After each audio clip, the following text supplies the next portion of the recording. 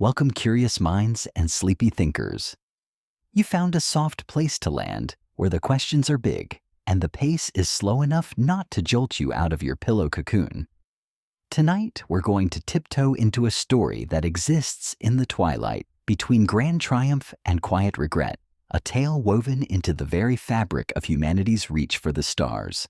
We will drift through a period many fondly remember as the golden era of space travel, a time when the heavens seem to open up and offer their secrets to us, only to find that even at such celestial heights, the very human elements of ambition and frailty could cast long shadows.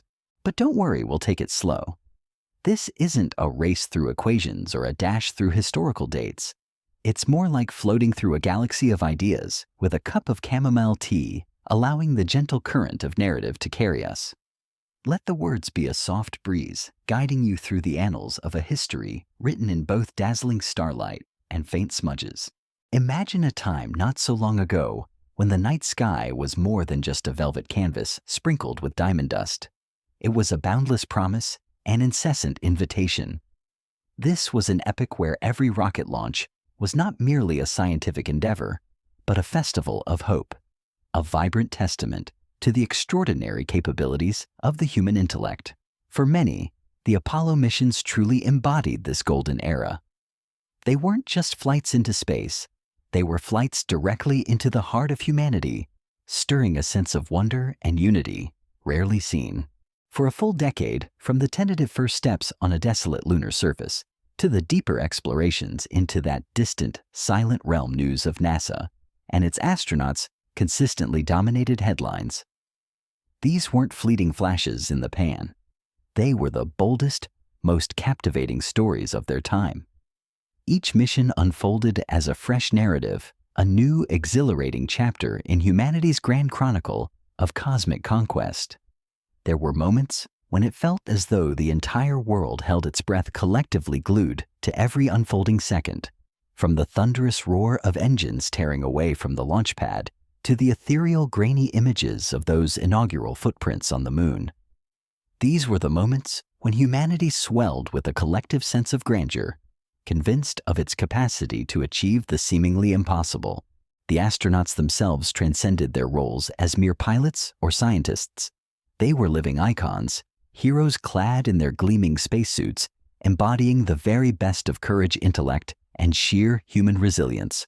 They commanded respect and reverence across the globe, their stature unconfined by national borders or political ideologies. Their names were whispered with awe, their faces plastered everywhere, igniting the dreams of millions, particularly the young, to gaze upwards and reach for the stars. Children in those days looked at the heavens not merely as distant pinpricks of light, but as accessible pathways, horizons waiting to be touched. This profound reverence was not accidental. It was painstakingly built upon a foundation of extraordinary achievements, accepted risks and boundaries irrevocably shattered.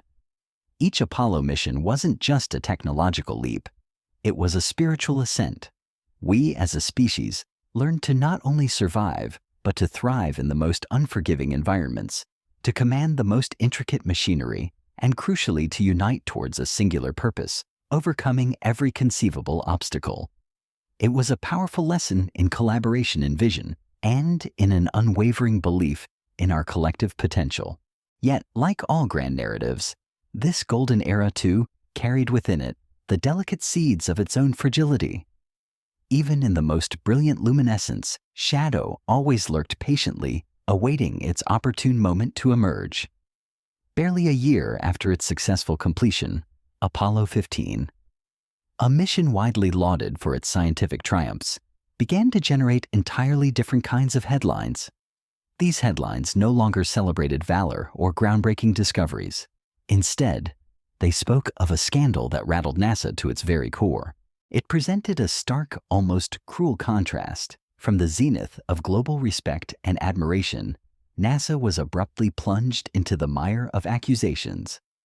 Whispers of smuggling, profiteering, and a glaring lack of good judgment dragged the esteemed space agency into a deeply uncomfortable congressional hearing.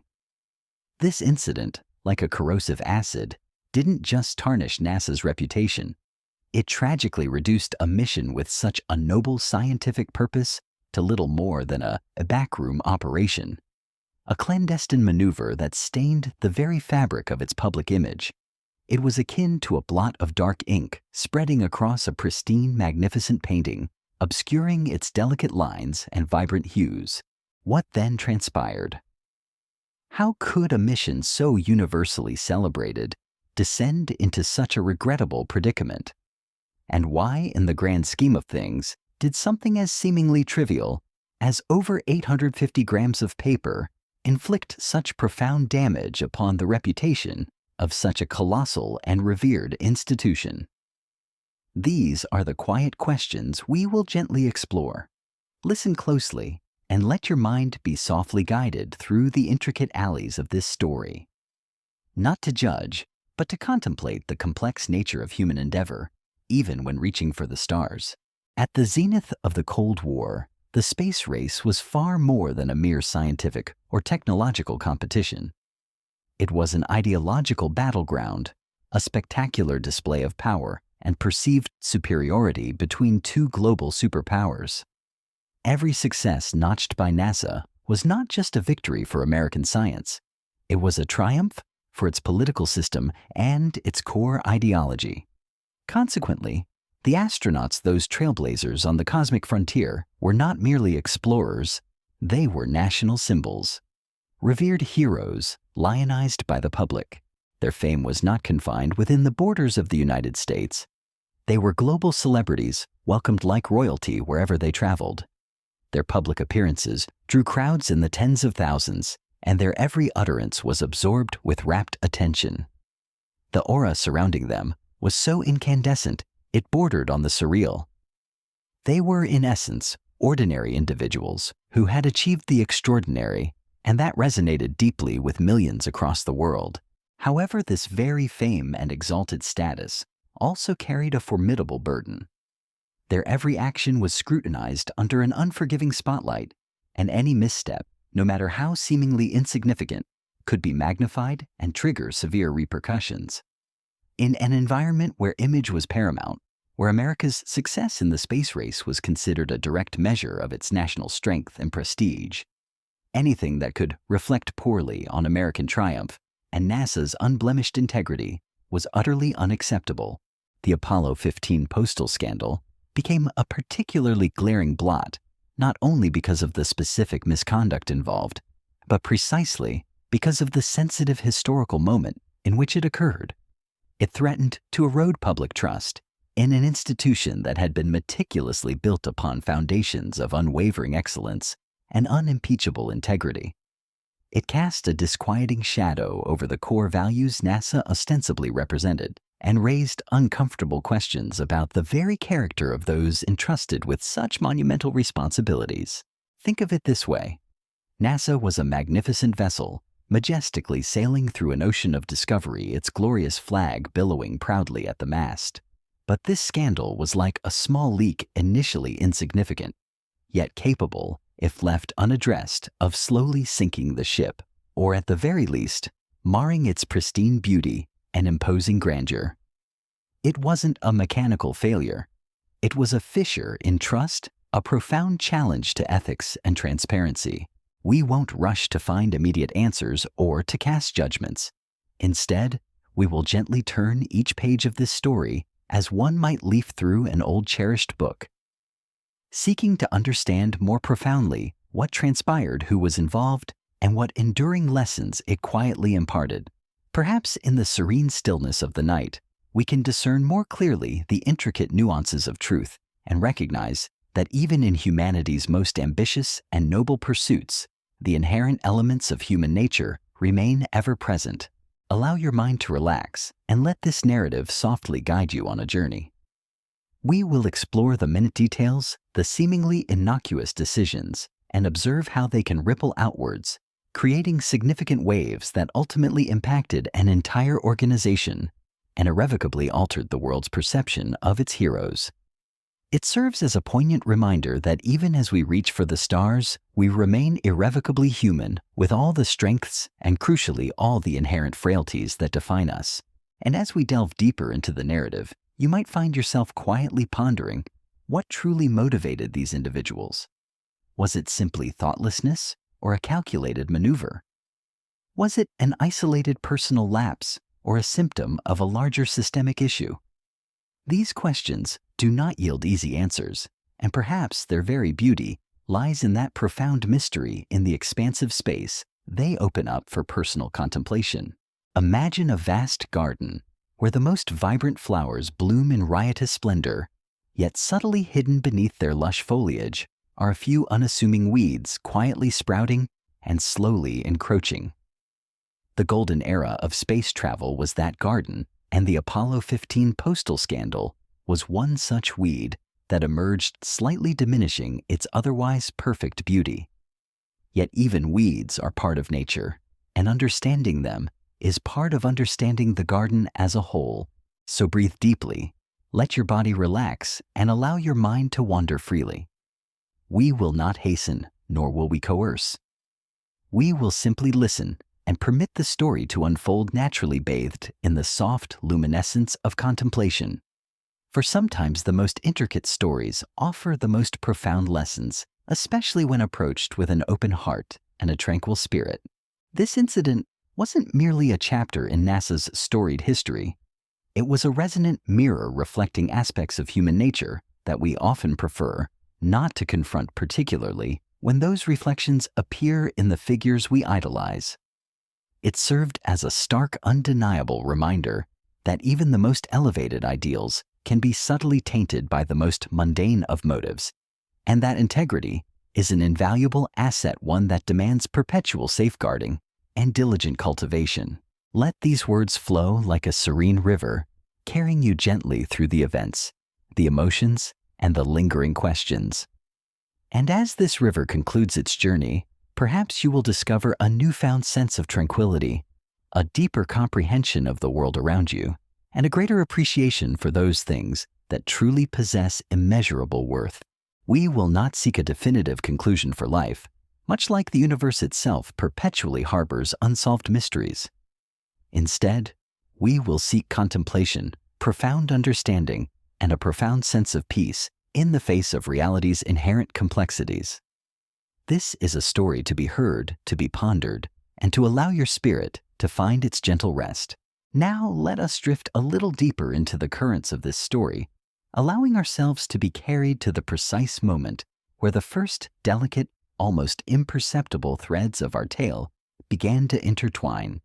It starts, as many unexpected journeys do, with a chance encounter, a seemingly ordinary moment that held within it the quiet potential to alter a grand trajectory.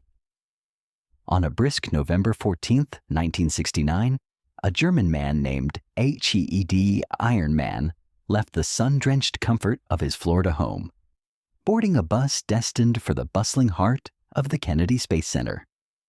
His purpose was simple, yet profound, for the times to witness the majestic roar and fiery ascent of the Apollo 12 launch, a spectacle that captured the imagination of the world. As fate, or perhaps a curious alignment of the cosmos, would have it, another German gentleman was sharing that very same bus ride. This was Hermann Seeger, a man whose quiet passion lay in the intricate world of stamp collecting and dealing. In a delightful twist of serendipity, it turned out that Seeger hailed from the very same region in Germany as Iron Man. Instantly, a bond formed between them, fueled by a shared love for the burgeoning excitement of space travel and the quiet dedication of their mutual hobby. They became fast friends, their conversation likely filled with the latest space news and the intricate details of their philatelic pursuits. Back in those days, collecting stamps wasn't merely a niche pastime for a dedicated few. It was a wildly popular hobby, a global phenomenon. Children and adults alike found joy in the miniature artworks, the historical snapshots, and the thrill of discovery that came with each new acquisition.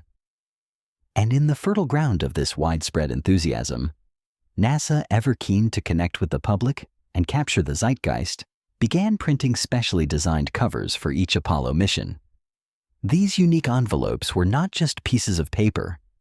They were tangible links to history, stamped precisely on launch day, at the Kennedy Space Center post office, marking them forever with the date of humanity's latest leap skyward.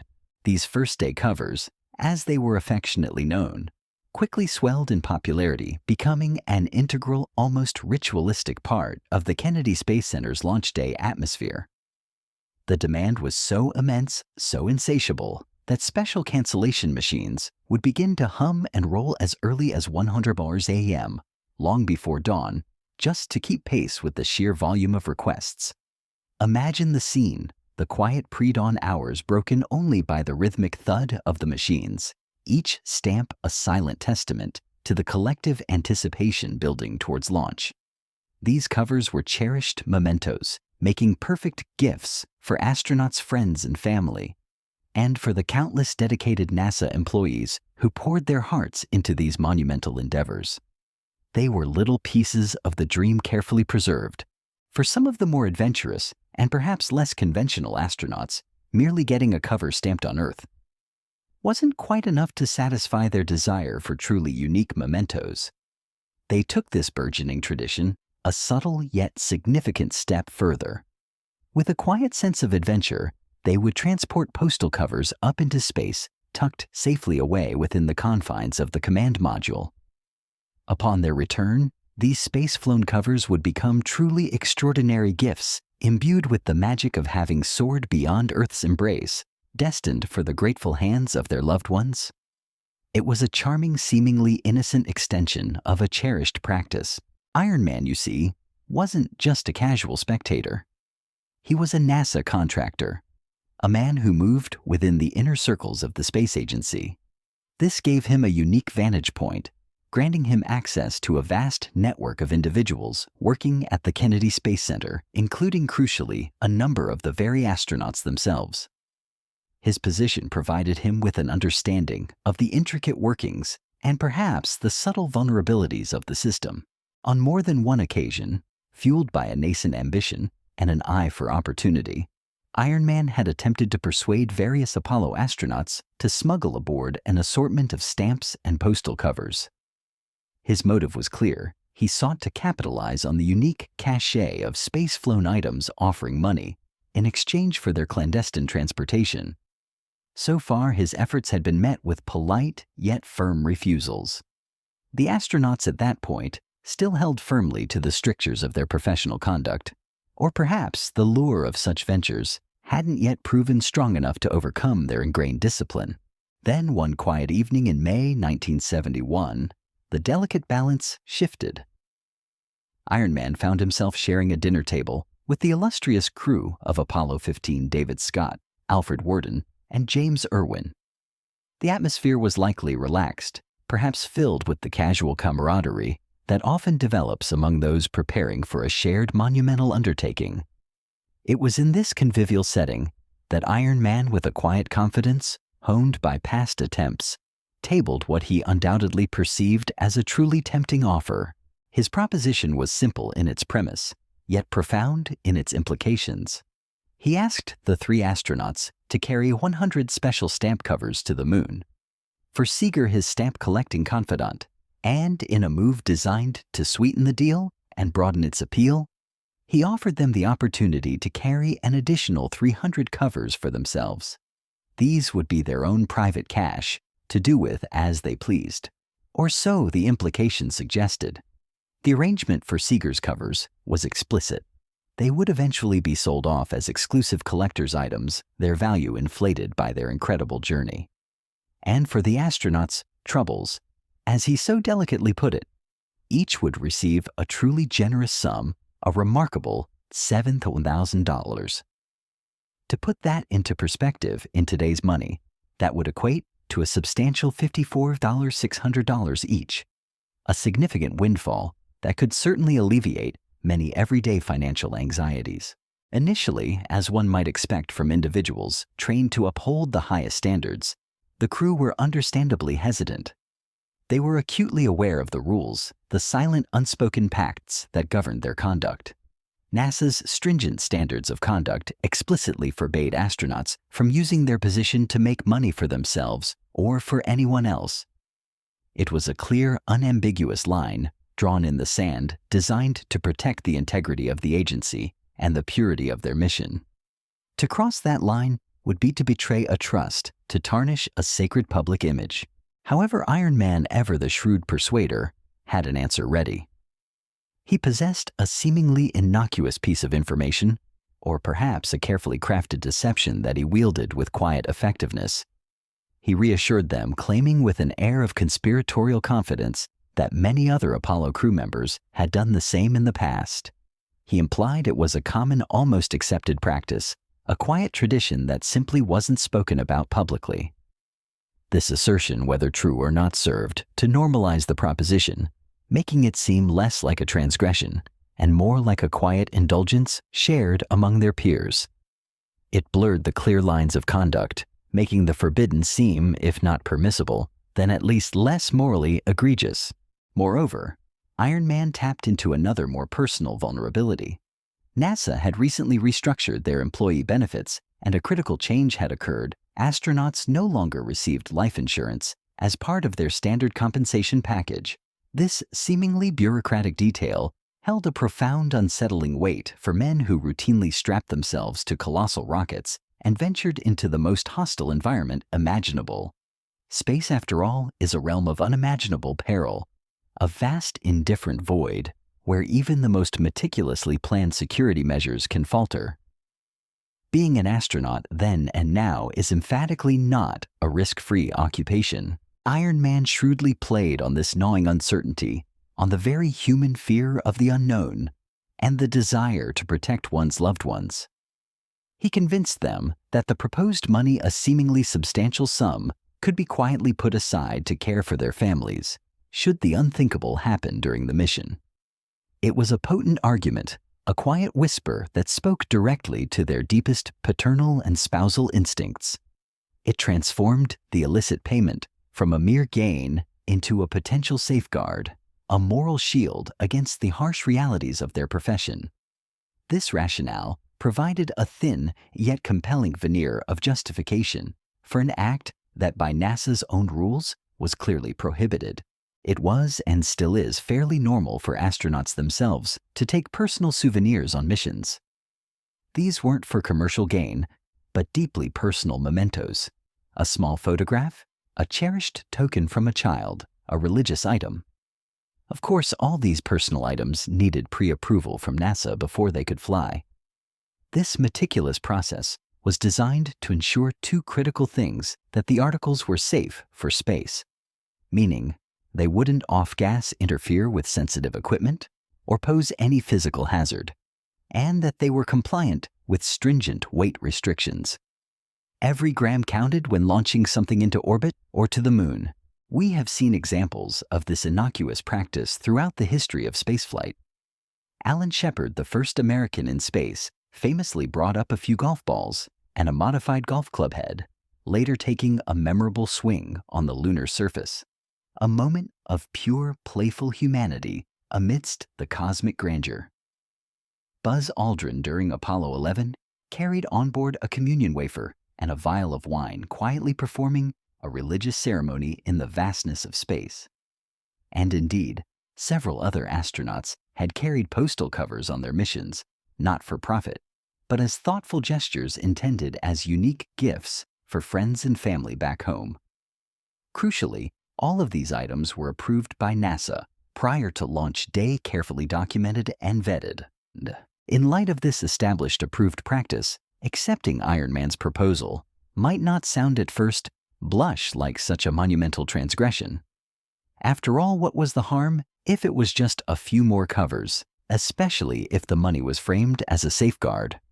The line between an approved personal souvenir and an illicit commercial venture for a moment seemed blurred, a matter of subtle intent rather than stark black and white. Yet a deeper look reveals a crucial distinction and a preceding event that should have served as a stark warning. The echoes of a recent similar incident were still reverberating, a quiet reminder of how easily good intentions, or rather seemingly benign actions, could slide into public controversy and ethical compromise. This preceding event was the hidden undercurrent subtly shaping the gravity of the Apollo 15 crew's decision adding a layer of unspoken consequence to their seemingly simple agreement. The quiet appeal of the stamps, the subtle temptation of a financial safety net, combined with the reassuring whispers of past precedents, began to chip away at the crew's initial hesitations.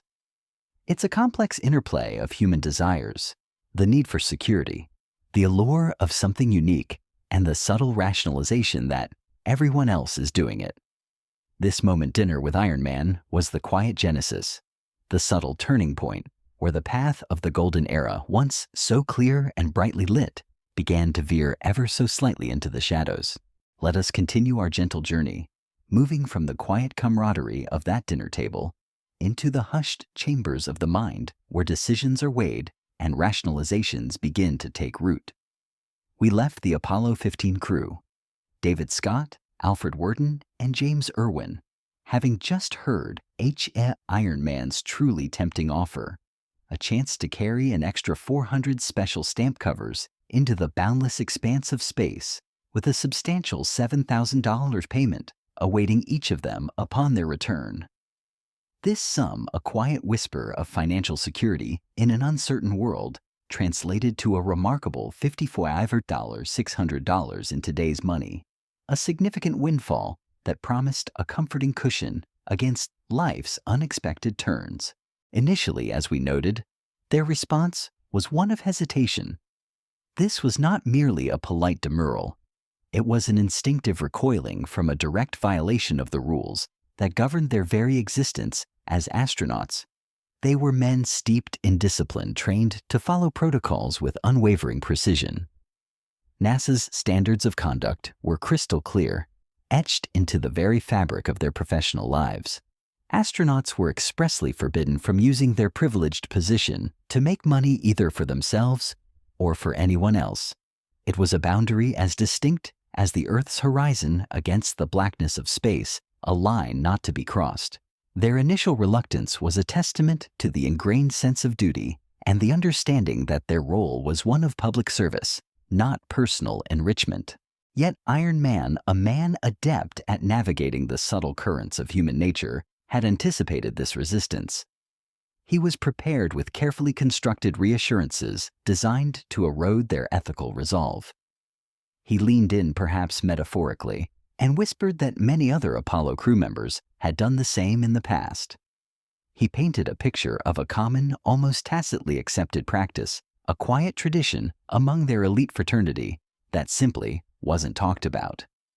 This insidious suggestion served as a powerful solvent, dissolving the clear boundaries of ethical conduct into a murky gray.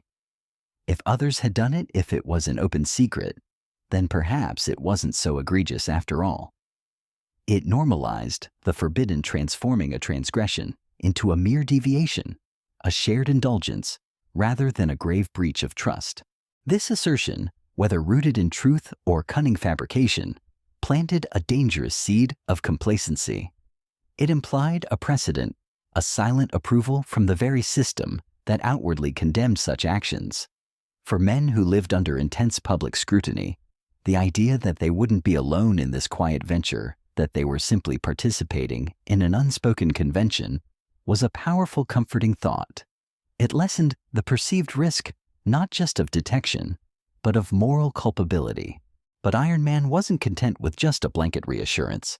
He skillfully tapped into a deeper, more personal vulnerability that weighed heavily on the minds of these skyfaring adventurers. NASA, in a recent restructuring of employee benefits, had made a critical, unsettling change. Astronauts no longer received life insurance.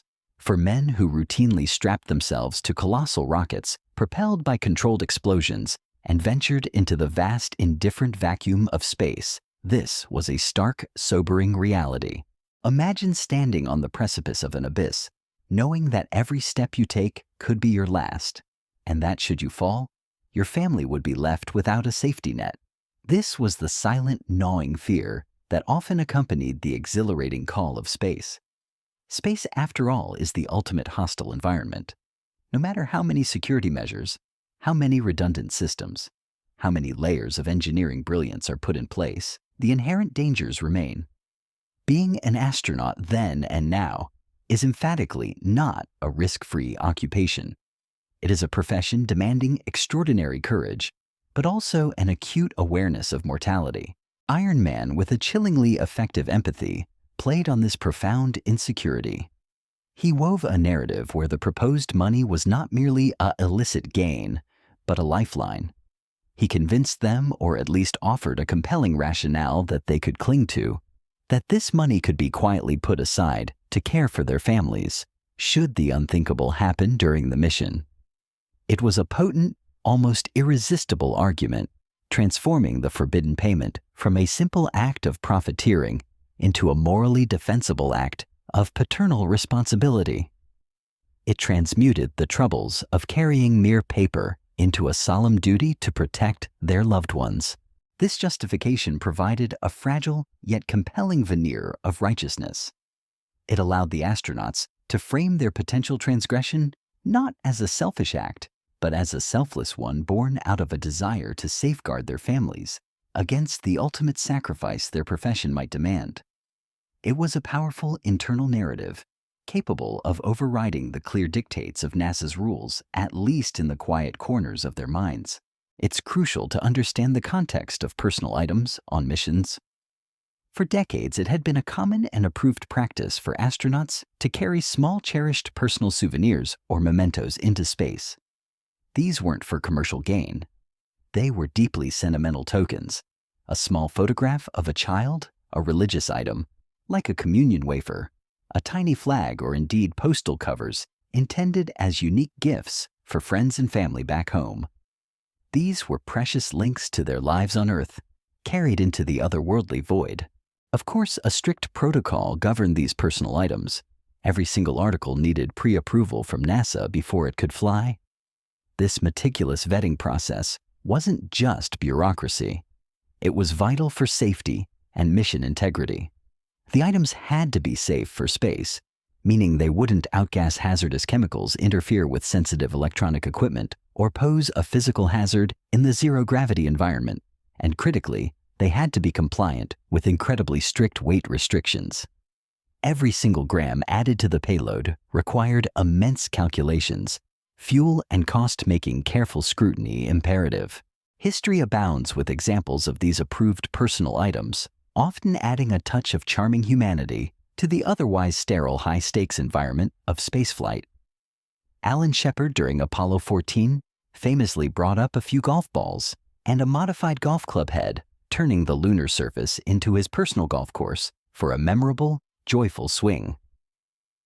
Buzz Aldrin, aboard Apollo 11, carried a communion wafer and a vial of wine, quietly performing the first Eucharist in space, a deeply personal moment of faith amidst the cosmic expanse. And as Iron Man had suggested, though perhaps with an ulterior motive, several astronauts indeed carried postal covers on their missions explicitly for friends and family to be gifted upon their return. The key, however, was that all these items were approved by NASA prior to launch day, carefully documented and vetted their purpose, understood, and sanctioned. In light of this established approved practice of carrying personal items, accepting Iron Man's proposal for a few hundred more covers might at first glance appear to be a relatively minor deviation. If other astronauts had carried covers if personal items were allowed, then what was the real harm in an additional batch, even if money was involved? The line in the minds of the astronauts likely felt blurred, a matter of subtle intent rather than stark black and white. It could be argued perhaps to themselves that these were merely more gifts, with the money simply a separate thank you for a service rendered. However, a crucial distinction existed, and a recent unsettling precedent loomed, casting a long shadow over their contemplation. Just a few months prior to Iron Man's tempting offer, the Apollo 14 crew had become inadvertently embroiled in a similar, though less financially direct, ethical quagmire. They had taken some silver medallions aboard their spacecraft without NASA's knowledge or explicit approval. This was a deal brokered directly between the astronauts and a private entity, the Franklin Mint, a company known for producing commemorative coins and medallions. After the mission, the Franklin Mint had melted down some of these space-flown medallions, mixed them with other metals, and mass-produced commemorative medallions for commercial sale. Their marketing heavily leveraged the story that these medallions had been to space, attempting to profit handsomely from the association with the Apollo mission. This incident, while concerning, had a key differentiating factor from the Apollo 15 proposal. The Apollo 14 crew hadn't taken any money for their role in facilitating this, because no personal financial gain was involved, and perhaps because the scale of the commercialization wasn't immediately apparent or hadn't fully ignited public outrage, they didn't get into any significant trouble with NASA. The scandal, while noted internally, didn't become the moral stain on NASA's reputation it could have been. It remained a quiet ripple, not a crashing wave. Yet this quiet ripple, this almost scandal, was not unnoticed at the higher echelons of NASA. It served as a stark implicit warning. Deke Slayton, NASA's Director of Flight Crew Operations, a man of immense authority and a towering figure in the astronaut corps, was well aware of the Apollo 14 medallion incident. He understood the potential for public relations disaster, the corrosive effect that any hint of commercial exploitation could have on NASA's carefully cultivated image. Remember, all this was unfolding against the backdrop of the Cold War. Public interest in the space race was at its absolute peak, a fever pitch of national pride and technological rivalry. Astronauts, as we've explored, held celebrity status elevated to the pantheon of national heroes. In such a charged atmosphere, everything that could reflect poorly on American success and NASA's integrity was utterly unacceptable. Any perceived ethical lapse, any hint of greed could be amplified by political adversaries and undermine the very narrative of American scientific and moral superiority. NASA simply couldn't afford more bad press after what had happened with the Apollo 14 medallions. The stakes were too high, the spotlight too intense. With this crucial context in mind, it might genuinely surprise you to hear that the Apollo 15 crew eventually accepted Iron Man's deal. Despite the explicit rules, despite the clear warning from a figure as powerful as Slayton, despite the lingering unease from the Apollo 14 incident, they chose to move forward. But they did so with a crucial condition, that absolutely no sales were made until they retired from NASA. This condition was their attempt to maintain a semblance of ethical distance, to push the profiteering aspect far into the future, beyond the immediate glare of public scrutiny and official oversight. It was a pact with themselves and internal justification that perhaps if the commercialization happened long after their service, it wouldn't be perceived as using their current position for gain. It was a delicate, almost naive attempt to navigate the treacherous waters of temptation. Independently of the agreement with the Germans, it's important to mention another interested party who approached the crew with a remarkably similar request. This was Zef Herrick, a retired film director and significantly a fellow stamp collector. Herrick directly approached Worden, the command module pilot for Apollo 15, asking him to carry 144 covers into space on his behalf. His request echoed the German proposition. In its essence, he stated that these covers would be set aside for some years and then sold only once all the astronauts had retired from NASA. This parallel request, arriving from a different source, might have inadvertently reinforced the idea in the crew's minds that this was indeed a common if quiet practice. But unlike Iron Man, Herrick didn't offer Worden any money to transport them. It was presented as a favor, a gesture between fellow enthusiasts.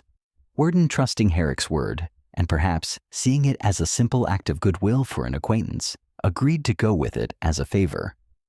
He couldn't have known it at the time, but that seemingly innocuous decision, that act of friendship, set in motion a chain of events that would drastically change the course of his life, and indeed, the lives of his crewmates forever. It was a quiet tremor that would eventually lead to a devastating earthquake, shaking the very foundations of their careers and casting a long indelible shadow over their valiant achievements.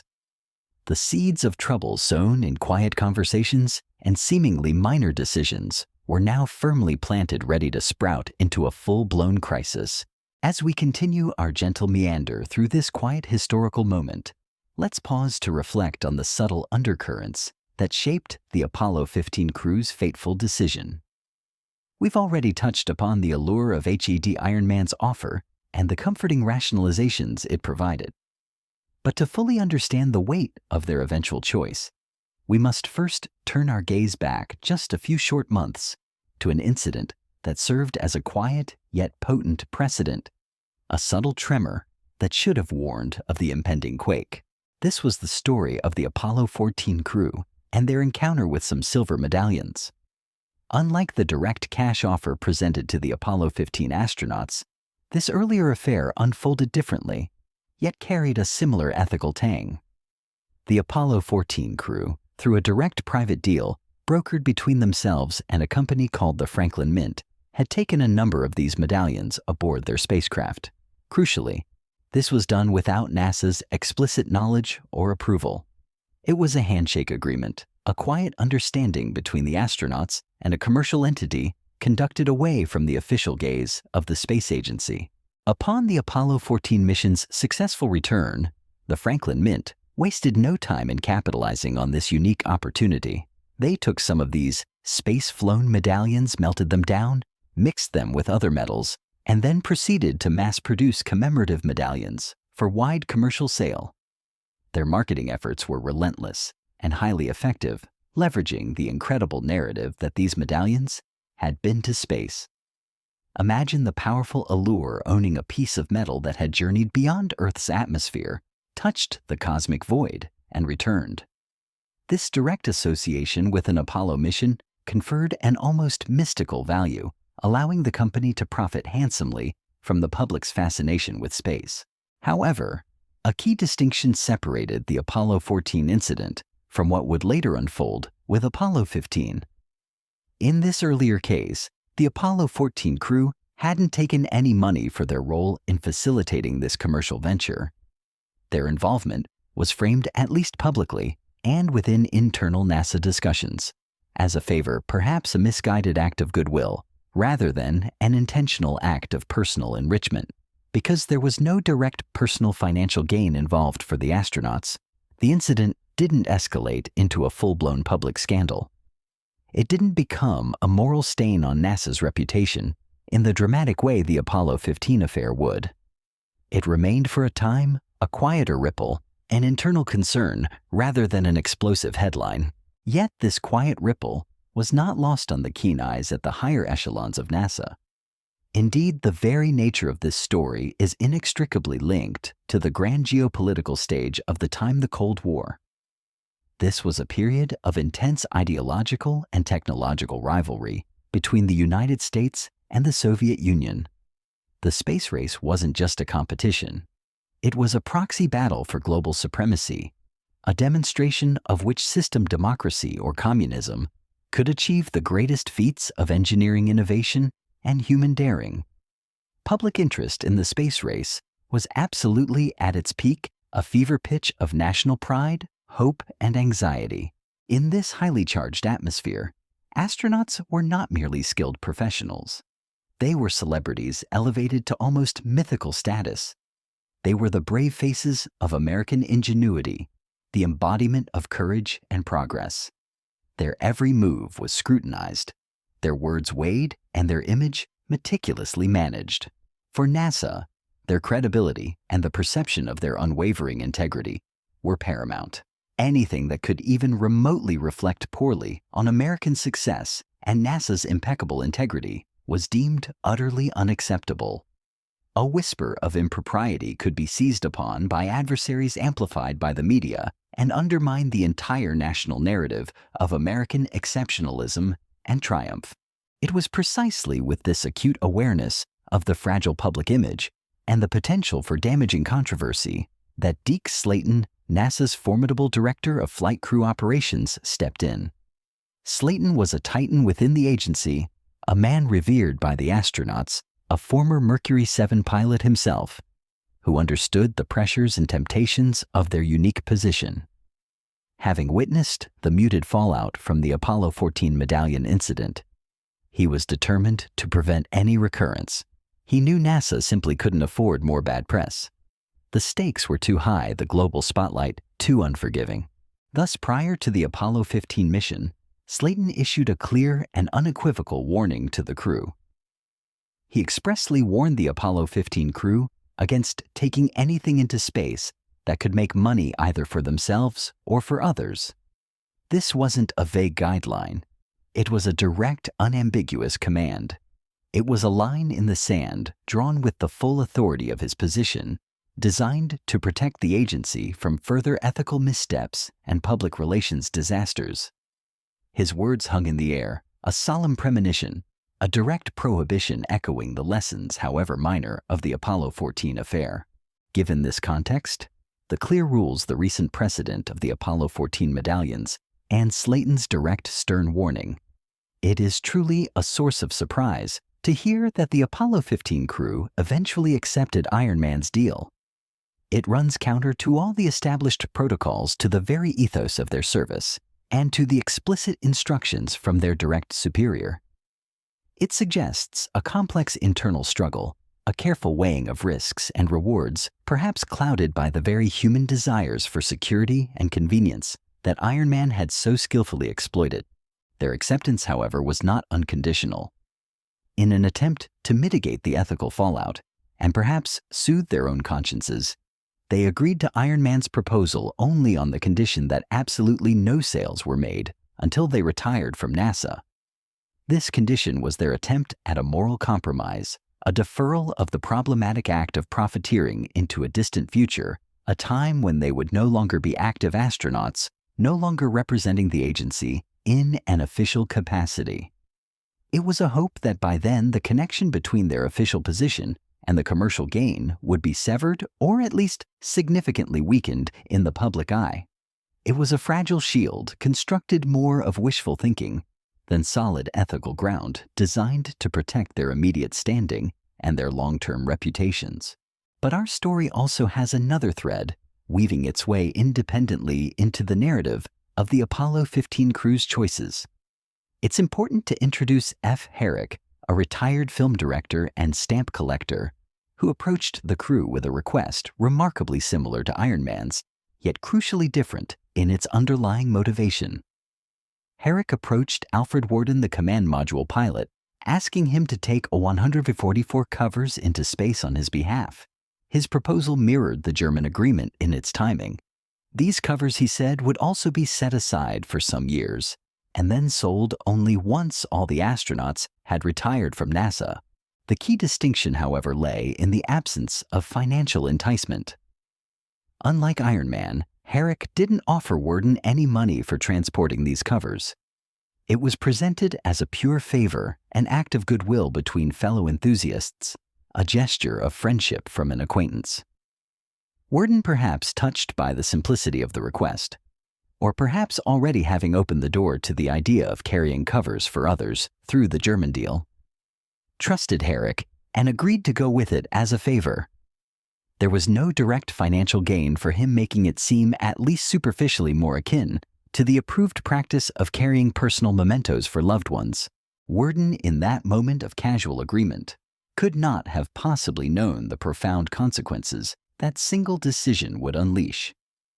He couldn't have foreseen that this seemingly innocuous act of kindness for an acquaintance, this simple favor, would set in motion the events that would drastically change the course of his life, forever intertwining his fate and that of his crewmates with a scandal that would overshadow their historic achievements. The shadow of prohibition, though directly cast by Slayton, was now being slowly, almost imperceptibly embraced by the very men tasked with upholding the purity of space exploration.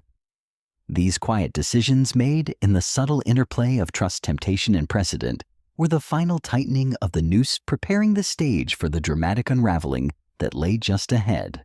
The weight of these decisions cannot be understated. Imagine yourself in their shoes, years of rigorous training, unimaginable risks, the immense pressure of public expectation, and then the sudden absence of a safety net for your family. Into this vulnerable space steps a seemingly well-meaning individual with an offer that, while ethically dubious, provides a tangible solution to a very real, very human fear. the rationalization begins to build. It's for my family. Everyone else is doing it. It's only after I retire. These are the quiet whispers that can lead even the most disciplined minds astray. The Apollo 14 incident, though less publicized, served as a ghost in the room, a silent warning that was both acknowledged and ultimately dismissed. Slayton's direct order was an attempt to draw a clear line to reinforce the integrity of the agency. Yet the allure of the personal benefit, combined with the perceived low risk of detection, given the after-retirement clause, proved too strong.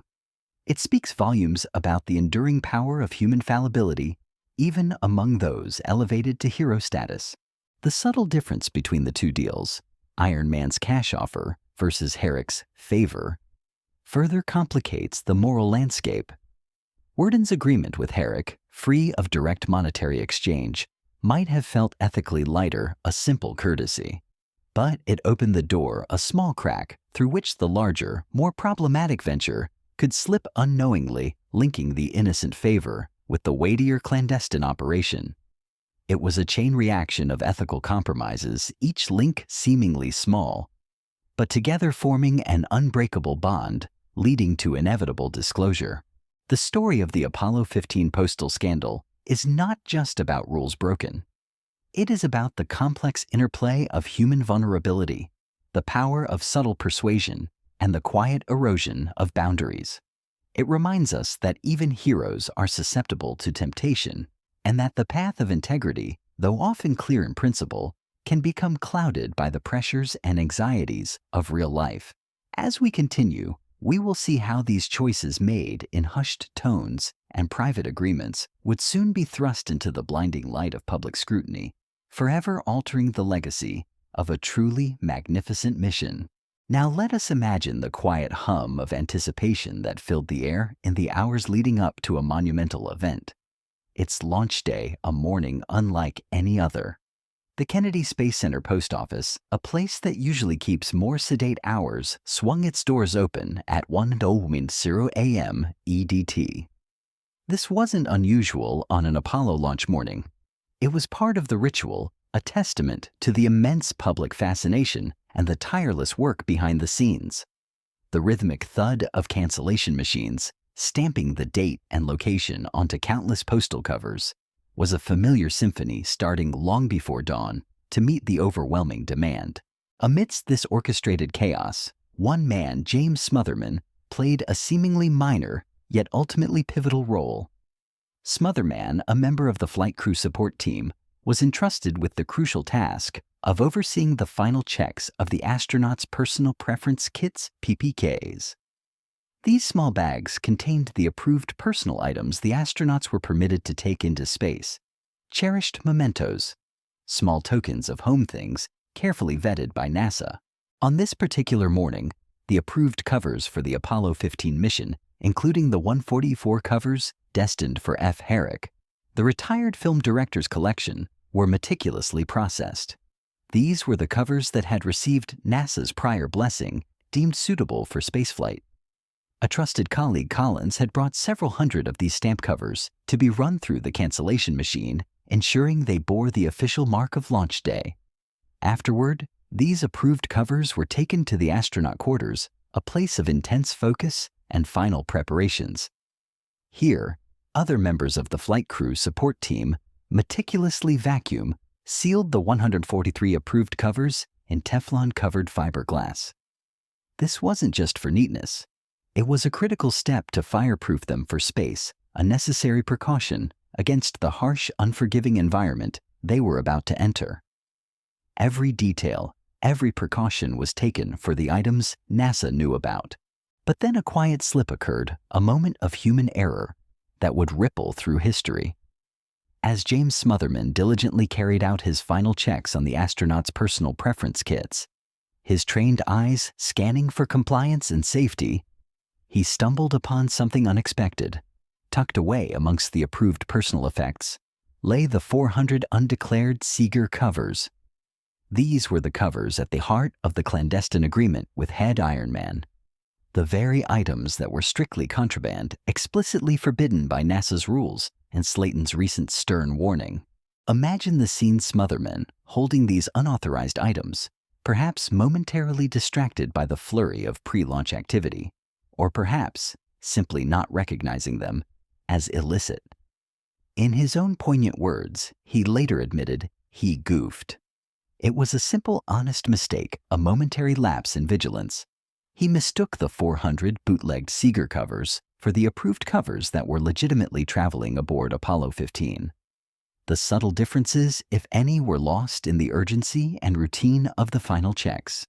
And just like that, with an almost imperceptible slide, the bootlegged Seeger covers slipped into David Scott's spacesuit pocket, nestled safely amongst his approved gear, unknowingly destined for the moon.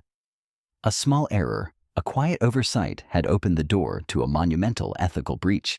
As the mighty Saturn V rocket roared to life, shaking the very ground beneath the Kennedy Space Center, the world watched in awe. For all intents and purposes, Apollo 15 was, in terms of space exploration, a resounding success. It was a mission that pushed the boundaries of human endeavor, delivering groundbreaking scientific returns. This wasn't just another flag-planting exercise. It was a deeply scientific expedition, meticulously planned to maximize geological discovery. A key innovation that contributed immensely to its success was the first use of the lunar rover. This remarkable vehicle, a nimble chariot for the moon's desolate plains, gave the crew unprecedented surface mobility. Imagine the freedom it offered, no longer confined to the immediate vicinity of their lander. They could now traverse vast distances, exploring areas previously unreachable. This increased mobility was crucial for supporting extensive geological investigations, allowing Scott and Irwin to venture far from their landing site, like intrepid explorers charting unknown territory. The mission also saw the crew staying on the moon for an impressive duration, almost 3 days longer than any crew before them. This extended stay was made possible by critical engineering advancements of the lunar module, which now possessed the enhanced capability of carrying a heavier payload, including the rover and more life support systems. Every extra hour spent on the lunar surface meant more time for critical scientific work, more opportunities for discovery. Beyond the lunar surface, the mission also marked a significant first for the command module pilot Alfred Worden.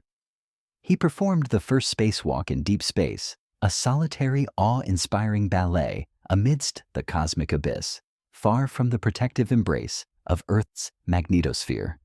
It was a breathtaking feat, pushing the boundaries of human endurance and technical capability, truly showcasing the daring spirit of the astronauts.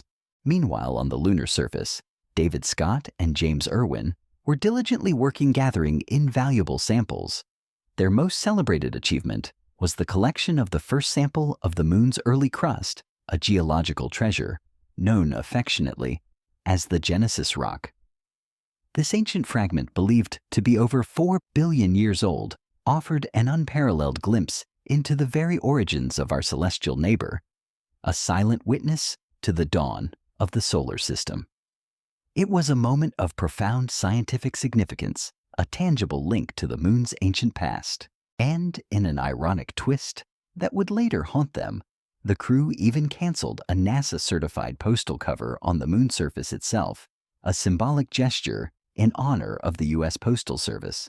This act, meant to be a harmless, even charming tribute, underscored the very object that would later become the source of their downfall. The same kind of paper that held such scientific and commemorative meaning would also carry the seeds of their professional demise. Yet despite these unparalleled achievements, despite the scientific breakthroughs and the historic firsts, a grim truth awaited. Less than a year later, these monumental achievements would be tragically overshadowed by a bitter betrayal. The very trust placed in them, the very integrity they were expected to uphold, would be called into question. The initial quiet slip of the contraband covers onto the spacecraft would soon ignite a public firestorm, reducing a valiant scientific mission to a mere footnote in a scandal that rocked NASA to its core. The success of Apollo 15 then was a dichotomy, a triumph of human ingenuity and exploration, marred by a quiet act of deception. The pristine image of the astronaut, the infallible hero, began to crack under the weight of an earthly transgression. The journey from Earth to the Moon and back was flawless in its technical execution, but the human element, the element of trust and integrity, proved to be far more fragile. This subtle duality of grand ambition and quiet human failing forms the very heart of our story. It's a powerful lesson quietly delivered by the vastness of space itself, even amidst the purest pursuits. The most elevated ideals, the intricate tapestry of human nature with all its flaws and temptations remains ever present. The silence of the vacuum, the majesty of the lunar landscape could not purify the intentions that accompanied those tiny pieces of paper. They carried not just the dust of the moon, but the quiet shadow of human imperfection. This chapter reminds us that a single oversight, a simple goof in the bustling environment of pre-launch, can have cascading unforeseen consequences. James Smotherman's momentary lapse allowed the illicit items to embark on their cosmic journey, creating an almost poetic irony where the tools of scientific discovery became unwitting accomplices in a commercial venture. It highlights the inherent vulnerability of even the most rigorously controlled systems to the unpredictable variable of human error. The narrative of Apollo 15 therefore serves as a poignant reminder that even the most meticulously planned expeditions soaring to the highest reaches of human ambition are ultimately piloted by individuals. These individuals, despite their extraordinary skills and training, remain tethered to earthly desires, anxieties, and fallibilities. The very hands that collected the ancient Genesis rock that guided the lunar rover across the dusty plains were also the hands that carried the seeds of a future scandal.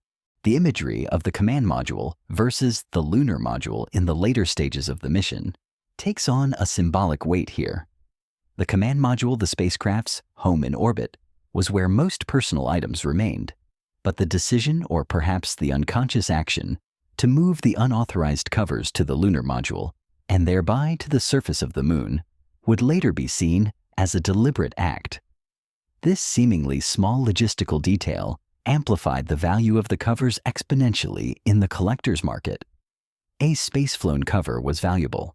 A moon-landed cover was an unparalleled treasure. This subtle elevation from orbit to surface speaks to a potential deeper complicity, a knowing manipulation of perceived rarity for greater gain, a point that would be heavily debated later. But for now, as Apollo 15 roared back to Earth, successfully splashing down after its historic journey, the underlying ethical breach remained largely hidden, a quiet, ticking time bomb, waiting for its moment to detonate. The crew returned as heroes, their scientific achievements, lauded their bravery, celebrated. The full weight of their actions, however, was yet to manifest, lurking beneath the surface of public acclaim, preparing to cast a long, uncomfortable shadow over their hard-won triumphs. As the triumphant splashdown of Apollo 15 echoed across the globe, bringing its heroic crew safely back to Earth, a quiet, almost imperceptible shift began to occur. The intense focus on scientific discovery and national pride slowly receded, making way for the mundane rhythms of everyday life. But beneath this veneer of normalcy, the subtle threads of a hidden truth woven into the very fabric of those space-flown covers were beginning to unravel. It didn't take long.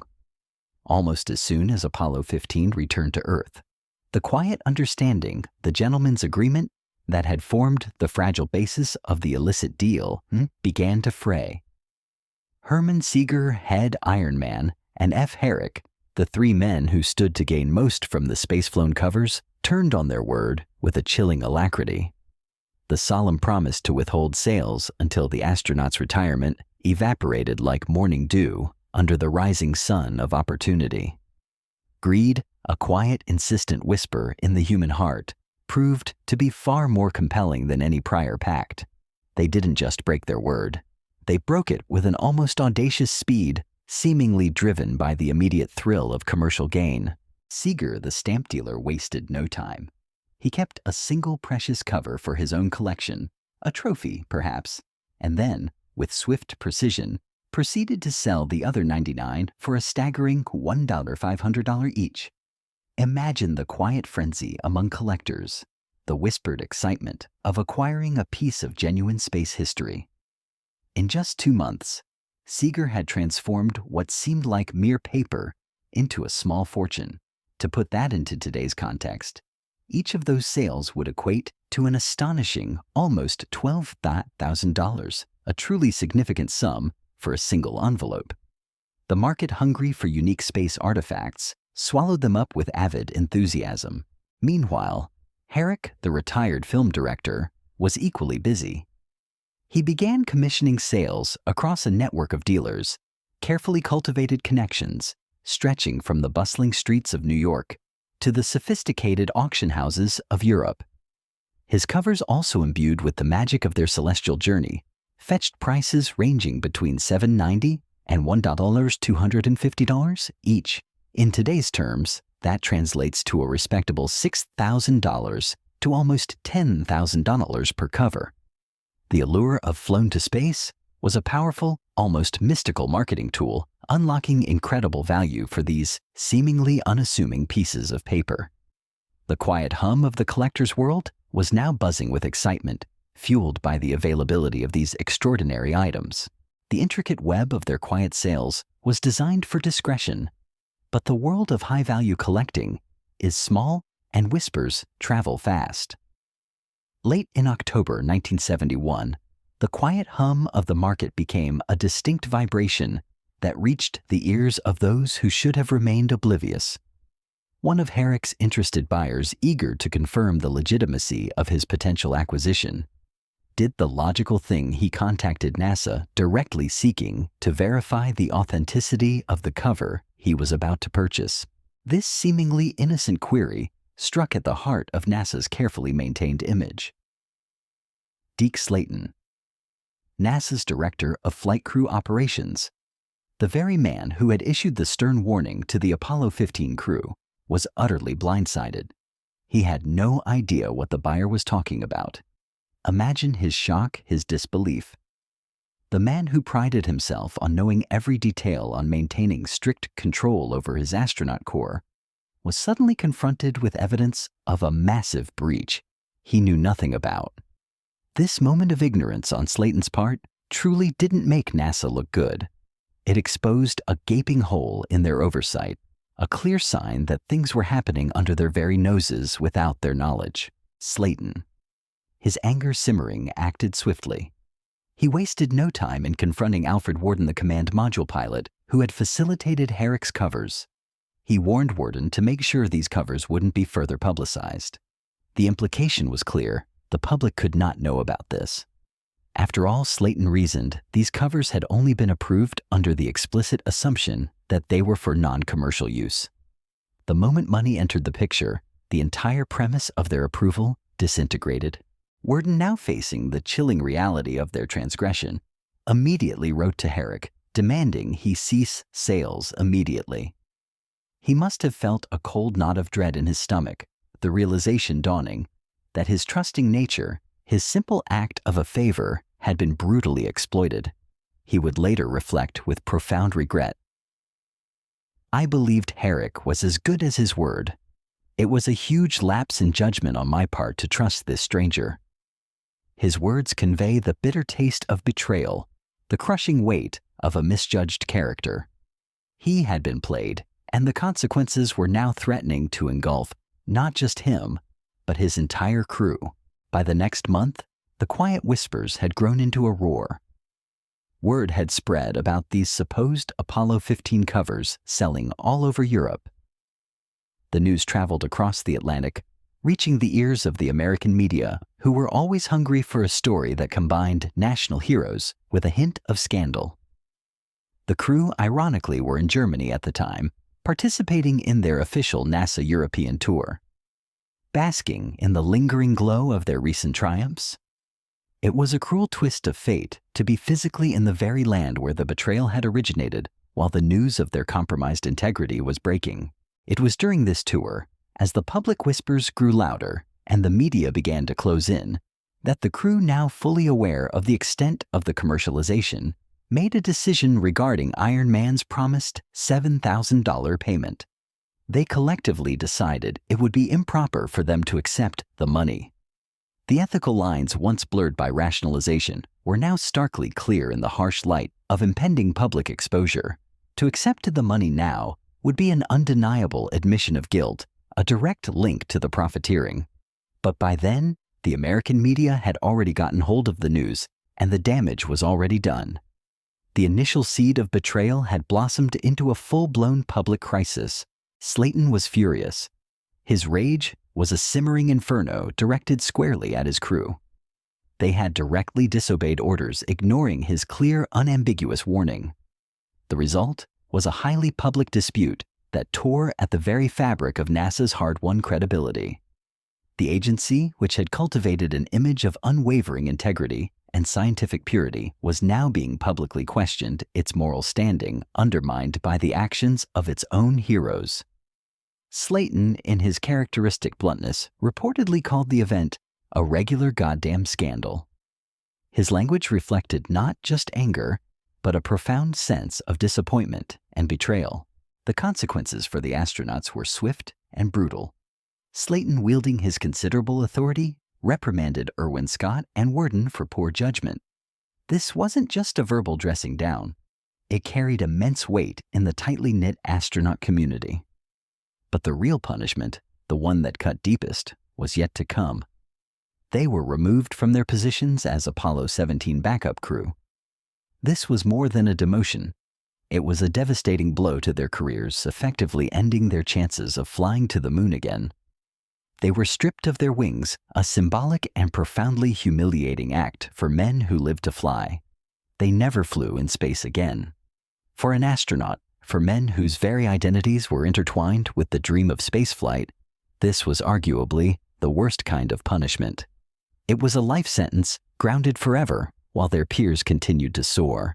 The drama, however, didn't end there. With the media relentlessly pumping out headline after headline, fueled by leaked information and public speculation, there was a real palpable concern that the overwhelming publicity around Apollo 15 would do irreparable harm. It threatened to reduce an otherwise successful scientific mission to an unethical money grab by the crew, or worse, by NASA themselves. The image of the noble pursuit of science was rapidly being replaced by a narrative of greed and opportunism, threatening to undermine the very legitimacy of the space program in the public's eye. The escalating nature of the scandal, the public outcry, and the internal turmoil within NASA demanded a formal response. It was clear that this could not be simply swept under the rug. The magnitude of the accusations, the celebrity status of the astronauts, and the vital national interest in the space program meant that an official inquiry was inevitable. The whispers had grown into a clamor, and the time for quiet internal reprimands was over. The stage was being set for a very public reckoning, one that would force NASA and its heroes to face the uncomfortable truths unearthed by a few hundred pieces of paper. This rapid escalation highlights the fragility of public trust, particularly when it's placed in figures held to such high esteem. The moment the private, illicit sales became public knowledge, the carefully constructed image of incorruptible heroes shattered. The public, who had invested so much hope and admiration in these men, felt betrayed. This sense of betrayal fueled the media frenzy, creating a feedback loop where every new detail, every new accusation only amplified the outcry. Worden's belated realization of Herrick's deception.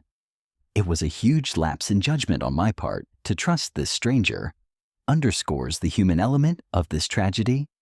It wasn't necessarily malice that drove the astronauts, but perhaps a mix of naivete, a desire for financial security, and a misjudgment of character.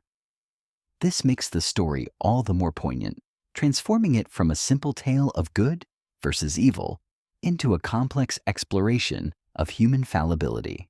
The stripping of their wings and the grounding of the Apollo 15 crew serves as a stark reminder of the unforgiving consequences of violating public trust in a high-stakes environment. For astronauts, The ultimate ambition is to fly, to explore, to push the boundaries of human endeavor.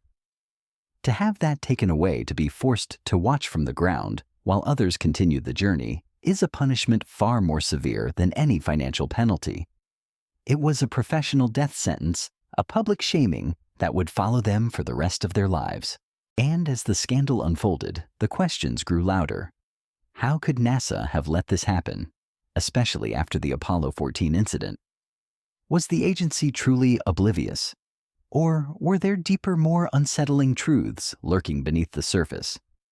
These questions, fueled by public outrage and media speculation, would soon lead to a more formal inquiry, one that would delve into the very integrity of NASA itself.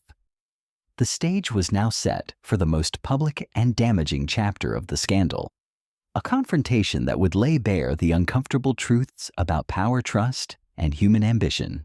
The whispers had escalated into a roar, the private betrayal into a very public spectacle.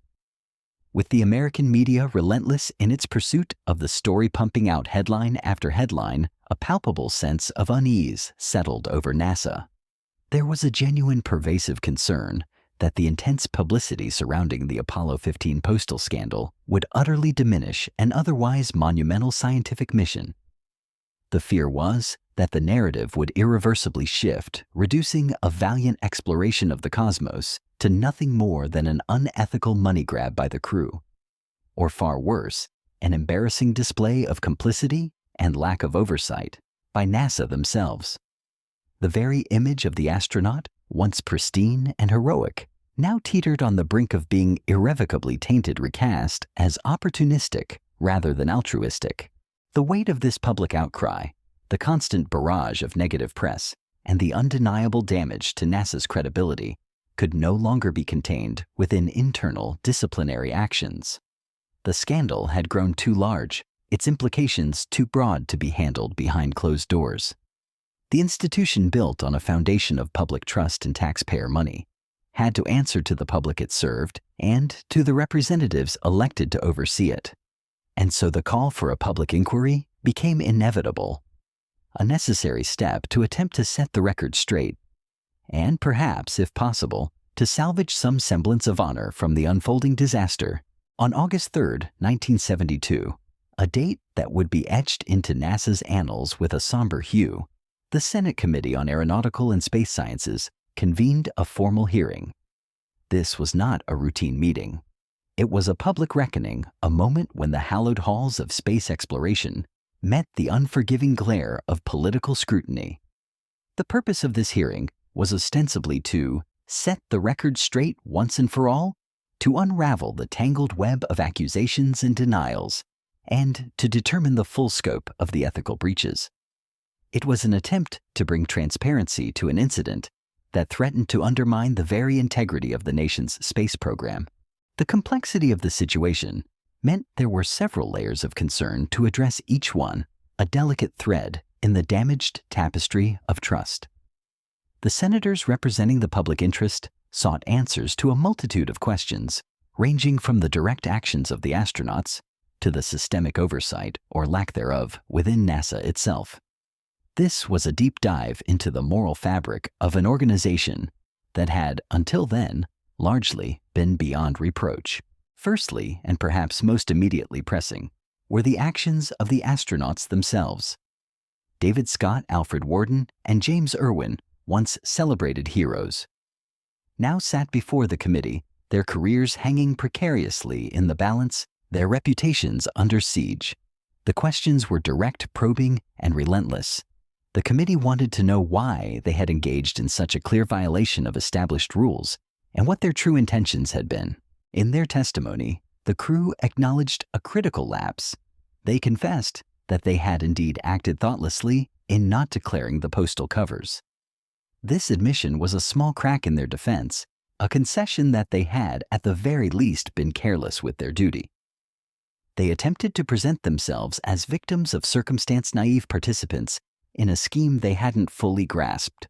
They claimed they were oblivious to the Germans' intentions in using these covers for commercial purposes. They asserted that their understanding was merely that these were for gifting or for sale, only far in the future long after their association with NASA had ended. It was a plea of ignorance, an attempt to distance themselves from the blatant profiteering that had by then become undeniable. However, as the hearing progressed, a startling detail emerged, a physical action that cast a long-lingering doubt over their true intentions. At some point during the mission, the 400 unauthorized covers, the very ones that had mysteriously slipped into Scott's spacesuit pocket, were moved from the main command module to the lunar module and eventually, remarkably, to the surface of the moon. This was a crucial piece of information, a quiet tremor beneath their narrative of innocent oversight. In their testimony, the astronauts begrudgingly agreed this violated protocol. Such items, particularly those of a personal nature, typically remained safely within the command module, the orbiting mothership. Moving them to the lunar module, the delicate craft designed for descent to the lunar surface, was an unusual and unauthorized deviation. Yet, when pressed for details, they offered a perplexing answer. They claimed they couldn't recall how or when the transfer had taken place. This convenient amnesia, this inability to explain a significant deviation from established procedure, raised immediate and profound suspicions. The significance of this transfer was not lost on the committee, or on the stamp world for that matter. Postal covers usually remained within the command module during a mission, giving them the coveted status of space flown. But by moving them into the lunar module and then carrying them down to the very surface of the moon, these covers gained an almost unimaginable rarity, and consequently, an exponential increase in value. A moon-landed cover was not just space-flown, it was a crowning jewel in a dealer's collection, a truly unparalleled artifact. This meticulous, unauthorized transfer suggested a deliberate act, a clear understanding of the market dynamics that governed such rare collectibles. It implied that perhaps the astronauts weren't the innocent victims in a businessman's game, as they were so carefully portraying themselves to be. This subtle manipulation of the item's journey whispered of a deeper, more calculated complicity. Beyond the actions of the astronauts, the Senate committee was also deeply concerned about how NASA allowed another incident to happen so quickly after the Apollo 14 debacle. The lingering shadow of the medallion controversy, though less publicly explosive, meant that NASA should have been on high alert, meticulously guarding against any further ethical breaches. Yet here, they were facing an even larger, more embarrassing scandal. The postal covers dispute made NASA look utterly incompetent, a sprawling bureaucracy with no idea what its employees were doing, what personal items were being taken aboard missions, or most damagingly, whether individuals were putting personal gain over the public interests of the agency. This perception of systemic failure of a leadership unable to control its own ranks was a devastating blow to the agency's credibility. And then the spotlight turned with uncomfortable intensity to Deke Slayton himself. The very man who had raged at his crew, who had publicly reprimanded them and stripped them of their wings, now found his own integrity called into question. It turns out that despite his initial rage and fury, Slayton hadn't reported the crew to his superiors when he first learned of the unauthorized covers. He had chosen instead to handle it internally, to contain the damage within his own domain. This decision, seemingly made to protect the agency, now backfired spectacularly, raising eyebrows and fueling suspicions. Why would Slayton, a man known for his unwavering adherence to rules, choose to cover up such a serious transgression? This lapse in judgment on his part called his integrity into question, creating a chilling implication. It raised the unsettling possibility that perhaps he was somehow in on the whole operation, a silent partner in the illicit scheme. While nothing along those lines has ever been confirmed, the mere suggestion, the cloud of suspicion hanging over such a central figure, further eroded public trust in NASA's leadership. It suggested a systemic problem, a culture where rules could be bent or ignored by those at the very top. Adding another layer of intrigue to the hearing, a highly unusual event occurred.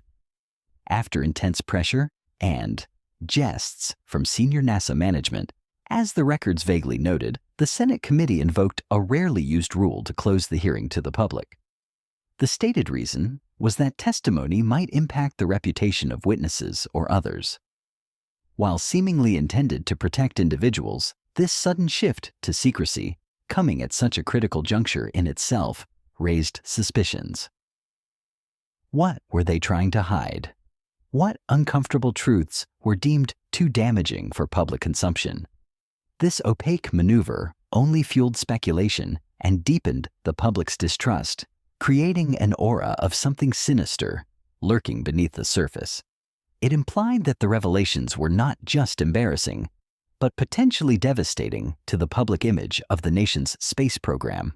The repercussions of this tumultuous hearing were not confined to the immediate moment. They had lasting, profound effects on NASA and its astronauts, reshaping policies and forever altering the relationship between the agency and its public. The echoes of that scandal would reverberate through the halls of power and the lives of those involved for decades to come, serving as a constant, painful reminder of the delicate balance between ambition and integrity. The very act of the hearing, forcing these uncomfortable truths into the open, served as a catalyst for a deeper institutional introspection within NASA. It brought to light not only the specific transgressions of the Apollo 15 crew, but also systemic vulnerabilities that allowed such an incident to occur and escalate.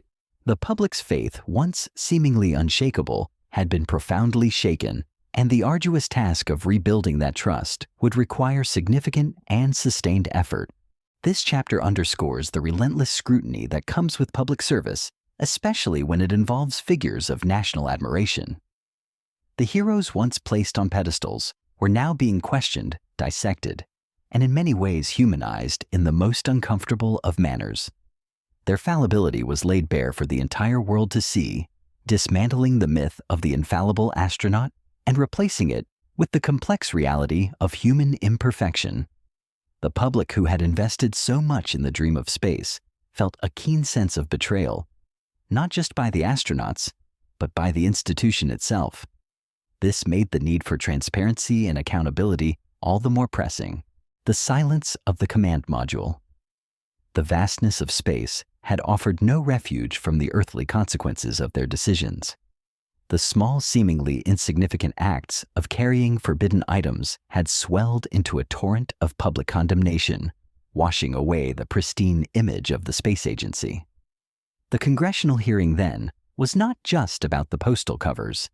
It was about the moral fiber of NASA, the integrity of its leadership, and the enduring question of whether even the most noble of human endeavors could withstand the corrosive influence of personal gain.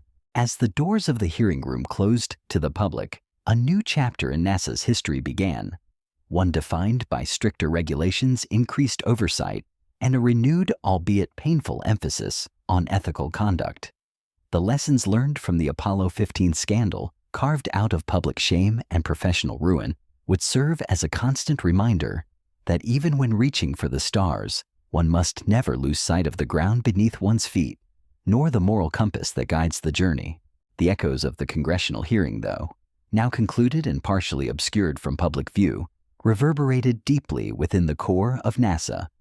The testimony, both candid and evasive, had laid bare the uncomfortable truths, exposing the vulnerabilities not just of individuals, but of an entire system. Yet even as the formal proceedings drew to a close, a host of lingering questions remained shrouded in an unsettling shadow of ambiguity. These weren't simple queries with straightforward answers. They were profound existential inquiries into the very nature of trust, accountability, and the complexities of human motivation. Firstly, let us revisit the actions of the astronauts. David Scott, Alfred Worden, and James Irwin had stood before the committee humbled and contrite. They had, as we explored, openly acknowledged they acted thoughtlessly in not declaring the postal covers. This admission was a critical first step, a necessary mea culpa in the face of undeniable evidence. They presented themselves as men caught in an unforeseen current, swept along by circumstances rather than actively seeking illicit gain.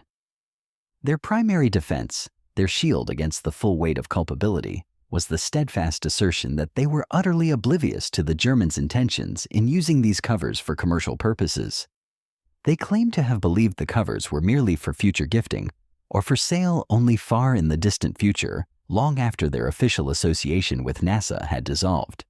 It was a plea of naivete, an attempt to sever their direct link to the immediate blatant profiteering that had sparked the scandal. However, a chilling detail, a physical action taken during the mission itself, had profoundly cast doubt over their true intentions.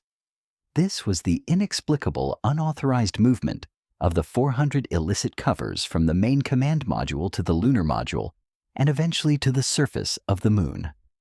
This was not a minor deviation. It was a significant breach of protocol, a logistical choice that carried profound implications for the perceived value of the items. In their testimony, the astronauts under intense scrutiny agreed this violated protocol. Such personal items, particularly those not officially approved for lunar surface exposure, were typically meant to remain securely within the orbiting command module. The lunar module, a delicate craft designed for descent and ascent from the moon, had strict weight and space constraints, making any unnecessary item a point of concern. Yet despite acknowledging the violation, their explanation for this crucial transfer was eerily consistent. They claimed they couldn't recall how or when the transfer had taken place. This collective convenient amnesia was deeply unsettling. How could such a significant physical act involving items central to their ethical dilemma simply vanish from their memory? The true significance of this unexplained transfer lies in its direct impact on the market value of the covers.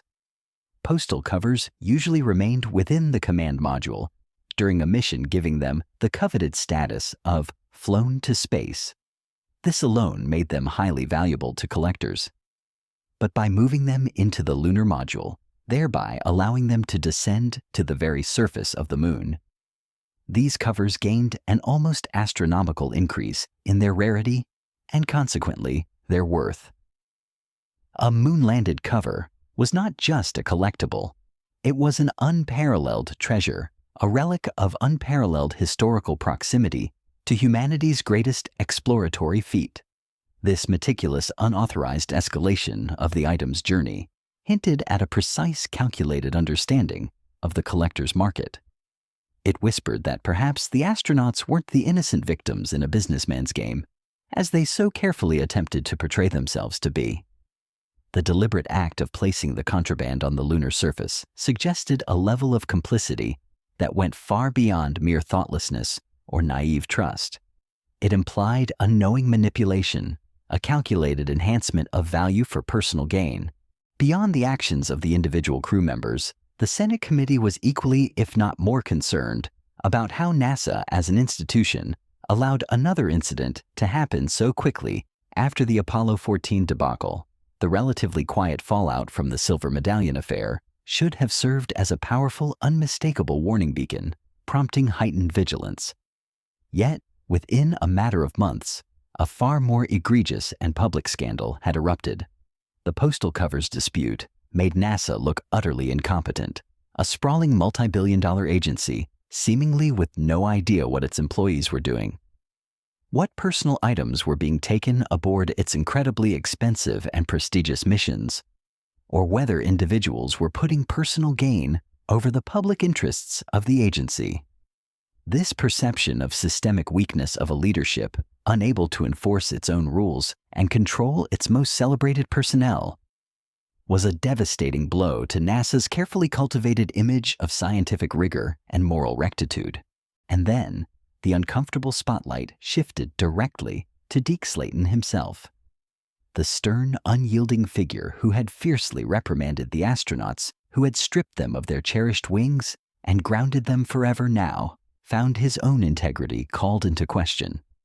It was revealed during the hearing that despite his initial rage and fury, despite the clear evidence of a serious ethical breach, he hadn't reported the crew to his superiors when he first learned of the unauthorized covers. He had chosen instead to handle the matter internally, believing perhaps that he could contain the damage and protect the agency from further embarrassment. This decision, seemingly made out of a misguided sense of loyalty or a desire to avoid public scandal, now backfired spectacularly. His failure to escalate the issue to follow proper channels called his integrity into question, creating a chilling implication. It raised the unsettling possibility that perhaps he was somehow in, on the whole operation, a silent partner, or at least complicit in a broader culture of bending rules for personal benefit.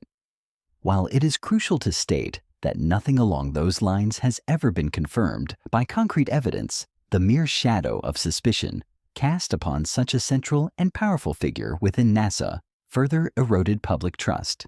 It suggested that the problem might not merely be individual lapses, but a deeper, more pervasive issue of accountability that extended to the very top echelons of the organization, adding another layer of mystique and deepening the public's unease. A highly unusual procedural maneuver took place during the hearing. After what were vaguely described as jests from senior NASA management, indicating a subtle but undeniable pressure, the Senate committee invoked a rarely used rule to close the hearing to the public. The official justification was that testimony might impact the reputation of witnesses or others. While this reason appears on the surface to be a protective measure for individuals, the sudden imposition of secrecy at such a critical juncture in itself raised significant suspicions. What were they trying to conceal? What uncomfortable truths were deemed too sensitive, too damaging for public consumption? This abrupt shift to opacity after initial public transparency only served to fuel further speculation, deepening the public's distrust and reinforcing the insidious feeling that there was more to this story than met the eye, a sense that something was being deliberately withheld. The ramifications of this hearing, both immediate and long-term, were profound. They had lasting effects on NASA and their astronauts, fundamentally altering the ethical landscape of spaceflight. The agency, stung by the public outcry and the congressional scrutiny, responded with decisive, albeit painful measures. NASA asked all current and former astronauts to turn in any covers they had flown with a sweeping directive designed to regain control and send a clear message. This included not only the remaining Herrick covers, but also the Apollo 15's 300 non-commercialized covers that the crew had intended as personal gifts. It was an unprecedented seizure, a clear demonstration that the era of casual rule-bending was definitively over. This extensive seizure led to further equally painful consequences. It resulted in the suspension of 15 additional astronauts who were found to have violated the newly enforced or perhaps newly acknowledged ethical lines. Christopher Kraft Jr., a towering figure as NASA's flight director, articulated the agency's disappointment. With chilling clarity, these astronauts had broken the faith with us and ignored a standing order from Slayton. This widespread disciplinary action painted a grim picture, suggesting that the Apollo 15 incident was not an isolated anomaly, but rather the visible tip of a much larger unspoken iceberg of similar practices. The scandal forced NASA to enact stringent new regulations, fundamentally altering what astronauts could carry into space. Today, astronauts are still permitted to carry NASA-approved personal items and mementos (MOS) aboard missions. These cherished tokens continue to be a vital link to home and loved ones. However, a critical distinction has been made, explicitly enshrined in federal regulation. Coin stamps and postal materials that by their nature lend themselves to exploitation by the recipients are strictly forbidden. This precise wording, a direct consequence of the Apollo 15 affair, reflects a clear understanding of where the line must be drawn, aiming to prevent any future ambiguities or temptations for commercial gain. It is a legacy carved directly from the crucible of public shame and professional ruin. Yet just when it seemed the case was closed, the book sealed on the Apollo 15 postal scandal, something utterly unexpected occurred. 5 years later, in 1978, a quiet private memo arrived from the Justice Department to NASA. This memo, a legal re-evaluation of the agency's actions, contained a startling revelation. While NASA likely had the right to keep all the confiscated Herrick covers, as these were clearly part of a commercial scheme. The astronauts' own 300 covers intended as gifts were another matter entirely. The Justice Department's legal opinion was clear since these items were taken from the astronauts without any legal proceedings, no formal charges, no due process. NASA might have breached their constitutional rights. This legal loophole, this belated realization, threw the entire resolution of the scandal back into question, casting a new light on the fairness of the initial swift and brutal punishments. It was on this very basis, the assertion of constitutional rights violated, that in 1983, Alfred Worden took legal action. He sued NASA not for financial compensation, but to reclaim the covers that he and his crewmates believed were rightfully theirs, intended as innocent gifts. And in a stunning turn of events, Worden won, securing the return of the crew's covers in an out-of-court settlement. This legal victory, while a vindication for the astronauts in one sense, also added another layer of complexity to the already convoluted narrative, leaving behind a profound sense of unresolved ambiguity. The question of whether the astronauts were truly just unfortunate pawns in an opportunistic business game, or whether they were from the outset in it for personal profit, remains a haunting query. The convenient amnesia regarding the transfer of covers to the lunar module speaks volumes, suggesting a knowing participation in enhancing their value. The swiftness of the German dealers to commercialize the covers and the astronauts' belated refusal of the payment only adds to the layers of ethical gray. And then there's the pervasive question of NASA's awareness. Was the agency truly oblivious to what was going on, or were more people in on this, turning a blind eye to quiet transgressions in a system perhaps too focused on grand achievements to police every small detail? I don't think we'll ever know. A quiet voice in the historical record murmurs, acknowledging the enduring mystery. This story and its intricate unfolding highlights how even a noble pursuit like space exploration isn't free of opportunists. It reminds us that curiosity, ambition, and ingenuity are all part of human nature, driving us to incredible heights, but equally so are wiliness and self-interest, capable of casting shadows even on the brightest achievements. In that way, the story is a stark, poignant reminder of the importance of honor and honesty, personal duty and dignity in public service, and that virtues like these truly are priceless, far outweighing any material gain. They are the true enduring currency of public trust, and once lost, they are exceedingly difficult to reclaim. The ambiguity of intent, the lingering questions, force us to look inwards, not just at the protagonists of this story, but at the universal human condition. The echoes of the Senate hearing slowly faded, replaced by a quiet, determined resolve within NASA. The public spectacle, the uncomfortable truths revealed, and the erosion of trust had left an indelible mark. This was not a wound that would heal quickly, but it served as a powerful, albeit painful catalyst for change. The repercussions of that tumultuous hearing were indeed profound, leaving a lasting legacy that reshaped the very ethical landscape of space exploration for NASA and its astronauts. The immediate aftermath was swift and uncompromising. Stung by the public outcry and determined to reassert its authority and integrity, NASA demanded that all current and former astronauts turn in any covers they had flown with. This wasn't a request. It was a sweeping directive, a clear message that the era of casual ethical ambiguities was decisively over. This directive encompassed not only the remaining Herrick covers, which were clearly part of a commercial scheme, but also the Apollo 15's 300 non-commercialized covers that the crew had genuinely intended as personal gifts for friends and family. It was a blanket seizure, a draconian measure designed to regain absolute control and to leave no room for future misinterpretation or exploitation. The agency was drawing a firm, unyielding line in the sand visible to all.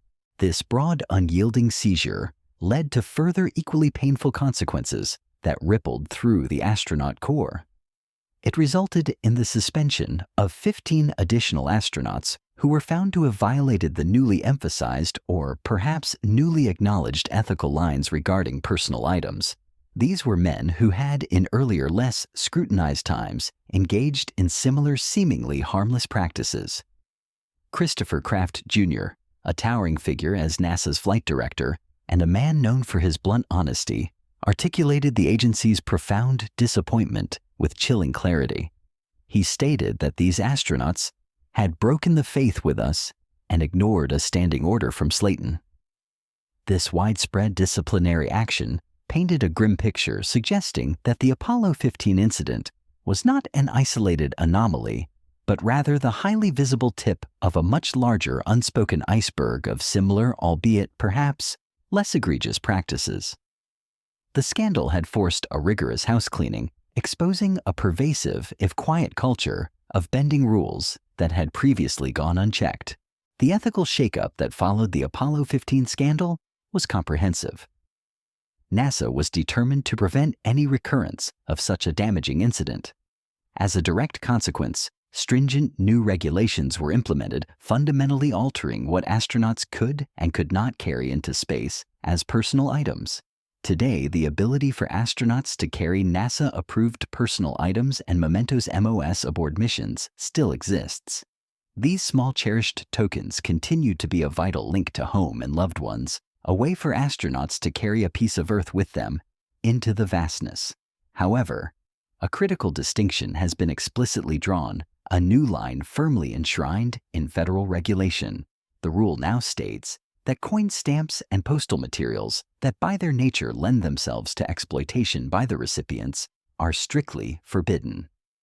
This precise wording, a direct and undeniable outcome of the Apollo 15 affair, reflects a clear understanding of where the ethical line must be drawn. It aims to prevent any future ambiguities, any subtle temptations for commercial gain that could once again overshadow the noble pursuit of exploration. It is a legacy carved directly from the crucible of public shame and professional ruin, a permanent scar that serves as a constant reminder. For a time, it seemed as though the book was finally closed on the Apollo 15 postal scandal. The astronauts had been punished, the rules tightened, and the agency had taken steps to rebuild its fractured image. But as often happens in stories of complex human affairs, just when the dust seemed to settle, something utterly unexpected occurred: a quiet, legal tremor that would once again reopen old wounds and challenge the perceived finality of the situation. 5 years later, in 1978, a seemingly innocuous private memo found its way from the Justice Department to NASA. This memo was not about new evidence of wrongdoing, but rather a belated legal re-evaluation of NASA's actions in confiscating the astronauts' covers. The Justice Department's legal opinion, delivered quietly behind the scenes, contained a truly startling revelation. While they affirmed that NASA likely had the undisputed right to keep all the confiscated Herrick covers, these were clearly part of a calculated commercial scheme, undeniably illicit. From the outset, the astronauts' own 300 covers intended as gifts were, legally speaking, an entirely different matter. The legal experts within the Justice Department pointed out a critical flaw in NASA's punitive actions. Since these particular items were taken from the astronauts without any legal proceedings, no formal charges, no due process, no court order, NASA, in its haste to punish and control, might have inadvertently breached the astronauts' constitutional rights. This was a profound, belated realization. The agency, in its swift application of internal justice, had overlooked the fundamental legal protections afforded to all citizens, including its celebrated astronauts. This legal loophole, this unexpected legal challenge, threw the entire resolution of the scandal back into question, casting a new light on the fairness and legality of the initial swift and brutal punishments. It was on this very legal basis, the assertion of constitutional rights violated, that in 1983, Alfred Worden, the command module pilot whose initial favor to Herrick had set so much in motion, took legal action. He sued NASA not primarily for financial compensation, but for something far more significant to him and his crewmates: the return of the covers that they genuinely believed were rightfully theirs. intended as innocent gifts for their loved ones. For Worden, this was a matter of principle, a fight to reclaim a small measure of dignity, and to rectify what he perceived as a fundamental injustice. And in a stunning, unexpected turn of events, Worden won his case. Through an out-of-court settlement, NASA was compelled to return the crew's covers. This legal victory, while a form of vindication for the astronauts in one sense, also added yet another layer of complexity to the already convoluted narrative, leaving behind a profound sense of unresolved ambiguity about the entire affair. It forced a re-evaluation of who the true victims were and whether the punishments had truly fit the crime. Apollo 15 was by all accounts a successful scientific mission. It pushed the boundaries of exploration, delivered invaluable data, and contributed significantly to our understanding of the Moon. However, this undeniable scientific triumph was overshadowed by a scandal that not only called NASA's competence into question, but also stained the cherished image of the astronaut as the infallible hero. The public's perception of these extraordinary individuals was irrevocably altered, moving from idealized figures to complex, flawed human beings. The public reaction then and now remains divided, reflecting the inherent complexities of the situation. While it does seem morally wrong to try and profit off such a high-minded mission, especially one funded by taxpayers, some were firmly on the astronauts' side. They viewed the punishment as disproportionate, a harsh overreaction to what they believed was not a malicious act, but a lapse in judgment within a system that had arguably tolerated similar behaviors in the past. As James Smotherman, an expert in stamp history, quietly put it, it was perceived by some that they were being punished for behavior that wasn't new to NASA. This perspective suggests a broader systemic issue, a quiet understanding that similar practices had occurred, perhaps even tacitly condoned, until the public spotlight shone too brightly. Today, the infamous Seeger covers are scattered all over the world, mainly residing in private collections. They are coveted artifacts, physical remnants of a moment where human ambition and human frailty converged.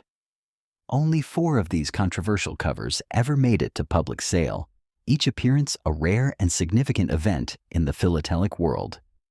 The latest known sale, occurring in 2014, saw one of these covers fetch an astounding over $55,000, which in today's money would be close to $70,000. The immense monetary value underscores the enduring allure of space-flown artifacts, even those marred by scandal. Still, the fundamental questions persist, hanging in the air like unresolved cosmic dust, forever challenging our understanding. Were the astronauts really just unfortunate pawns in an opportunistic business game? Naive individuals exploited by shrewd businessmen? Or were they from the outset in it for personal profit, cleverly attempting to skirt the rules and line their own pockets? And perhaps the most unsettling question of all, was NASA truly oblivious to what was going on, a giant institution too focused on the stars to see the shadows beneath its feet? Or were more people in on this, turning a blind eye to quiet transgressions, participating in a subtle culture of ethical compromise that ran deeper than publicly acknowledged? I don't think we'll ever know, a quiet voice in the historical record murmurs, acknowledging the enduring, perhaps insoluble mystery. This story, in its intricate and painful unfolding, serves as a powerful, poignant reminder that even a noble pursuit like space exploration isn't free of opportunists. It highlights the profound truth that curiosity, ambition, and ingenuity are all intrinsic parts of human nature, driving us to incredible heights, pushing the boundaries of what is possible.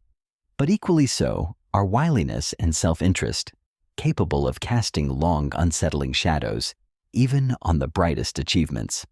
In that way, the story of the Apollo 15 postal scandal is a stark, almost poetic reminder of the enduring importance of honor and honesty, personal duty and dignity in public service.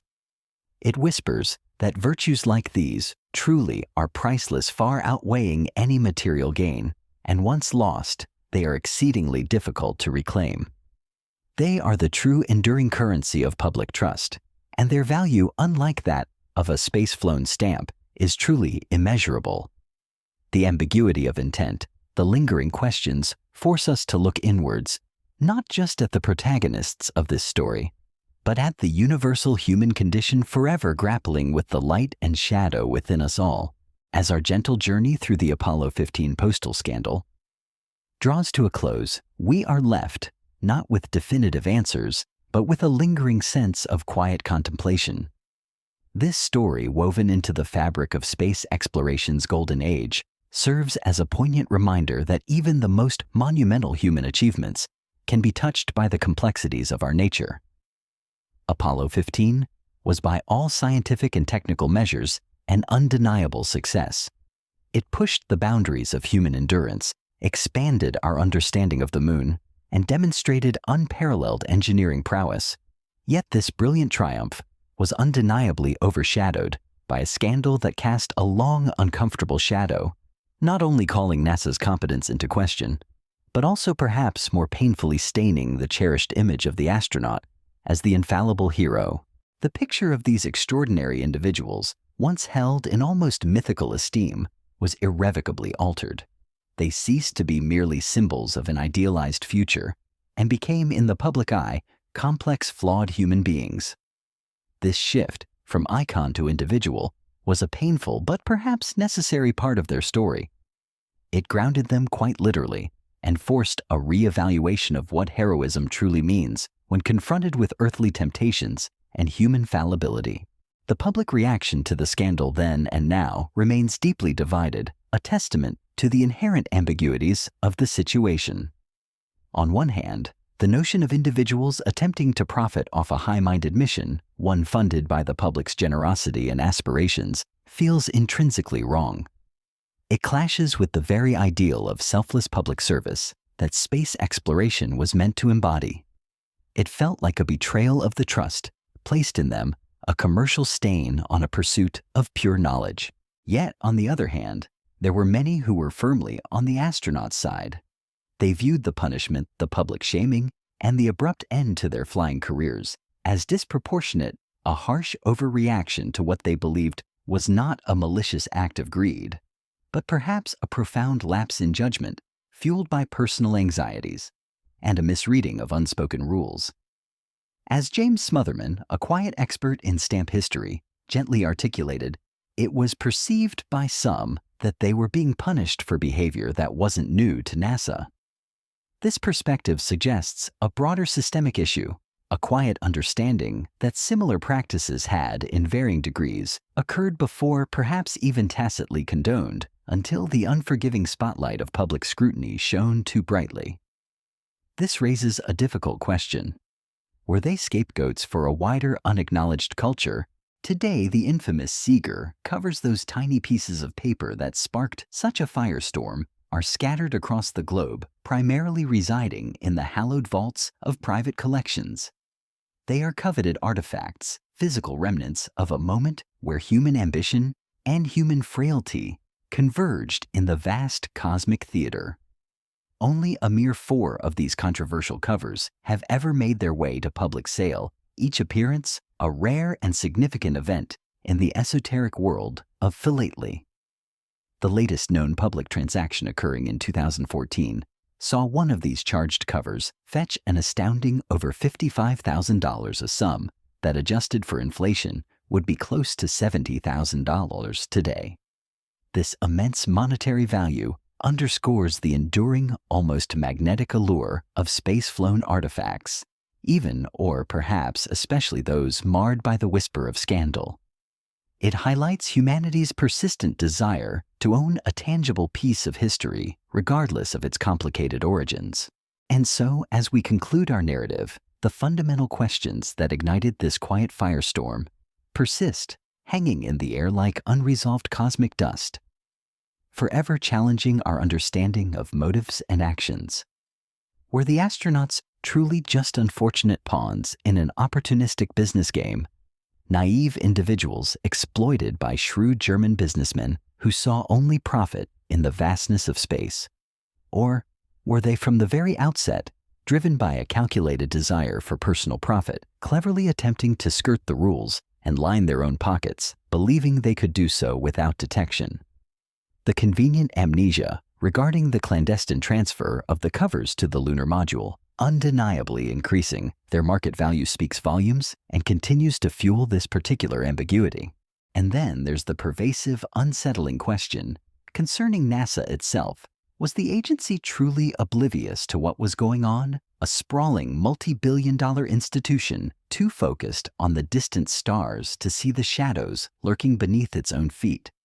Or were more people in on this, quietly turning a blind eye to quiet transgressions, participating in a subtle culture of ethical compromise that ran deeper than publicly acknowledged?